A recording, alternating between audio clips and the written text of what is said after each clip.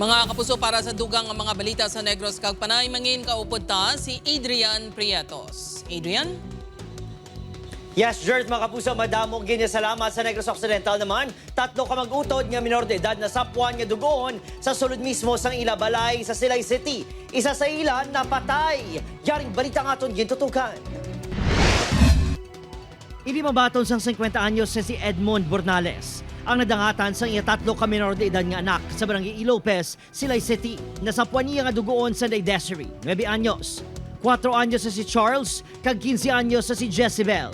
Sa sulod sa Ilabalay, Sabado sang aga, OFW sa Middle East ang iloy sa mga bata samtang enkargado sa campus ng Tubo sa Bacolod City ang amay si Edmond. Tingala ko nga daw kalinong sang balay, nga daw wala sang sa sulod. Nagdala ko bugas, ginukuha ko bugas sa motor ko, ginadala sa sulod. Pagbutang ko sa sulod sa folding bed, pagsulod ko sa kwarto, ang mga kabataan ko kinaya na puro napilason.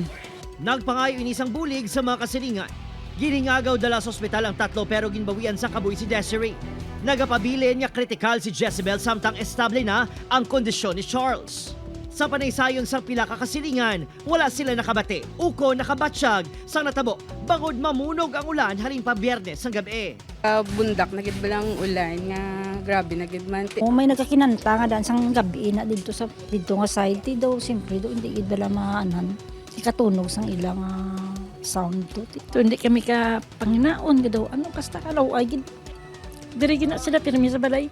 Ang duha, kadalago nga mga bato sa crime scene, ginapatihan gingamit sa paglampo sa mga biktima base sa investigasyon sa Special Investigation Team.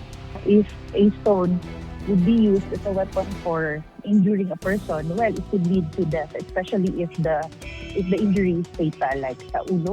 Ang utod sa mga biktima nga si Kristen, nga may kaugalingon na nga pamilya, nagasinggitan sa hustisya. Matyagan niya do mga sapat. Hindi gid saya tawo, demonyo gid saya nagimo sa mga manghod ng. Bis ka manuoy na lang sa sapat ka tuig. Hindi gid siya paminsar. Kaya ang lain gid nga ulong nagsulod siya. Paano mo ninahimo? May ginatutukan na nga persons of interest sa kapulisan apang wala pa sila naghatag sang detalye. Negatibo sa abuso sexual ang duha ka mga babae nga biktima suno sa kapulisan. Nakabot na ang Iloilo halin sa Middle East apang wala pa naghatag sa pahayag sa News Team. Opadril Gasilio, Adrian Pretos, 1 Western Visayas.